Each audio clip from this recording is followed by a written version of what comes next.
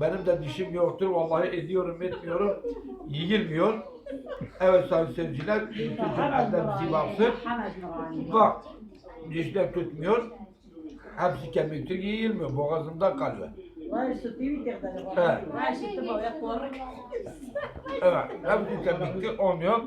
Vallahi yoruldum. Evet. Sağ olun seyirciler. Bakın. Vallahi sağda kuru kemiktir. En sevdiğim pazuzu beni çok seviyordu. Çok güzel bir et getirmiştir. Beni unutmamış. Beni unutmamıştı. Allah razı olsun. Hayatta böyle pazuzu görmedim.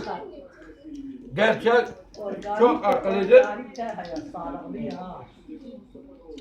Ve doğaldır. Ete ve goşte ve doğaldır.